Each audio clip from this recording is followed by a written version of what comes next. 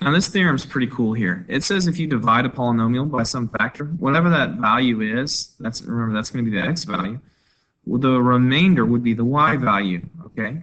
So let's look at some examples here. It says this, suppose 800 units of beachfront property have tenants paying $600 per week. Research indicates that for each $10 decrease in rent, 15 more units would be rented.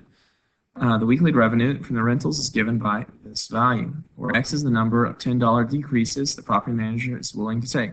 Use the remainder theorem to find the revenue from the properties if the property decreases rent by $50. Well, so if every $10 is one decrease, how many decreases is this? If we divide it by that, we'd find out that the X would equal 5.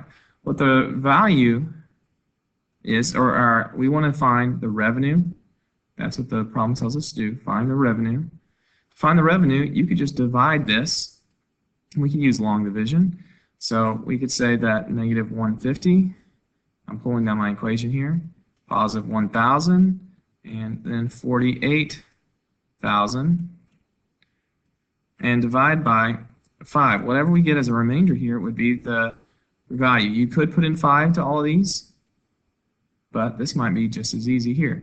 So we have negative 150 that comes down. We multiply that times 5, and we get negative 750.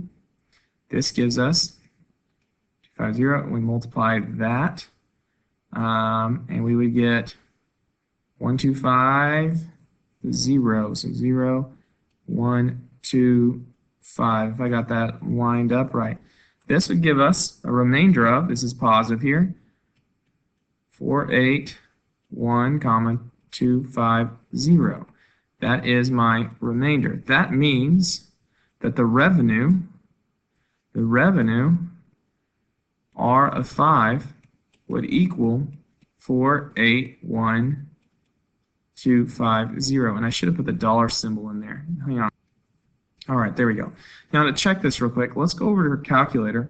We're going to type this in, and we'll see what the revenue is if we plugged in 5 in that place. So I'm going to go to Add Calculator. And we're going to type in this equation. So negative 150 times 5 squared plus 1,000 times 5 plus 480,000. Hit enter, and you'll see that this same number here is what we got there. So it does work. Now you try on this one and see what you come up with.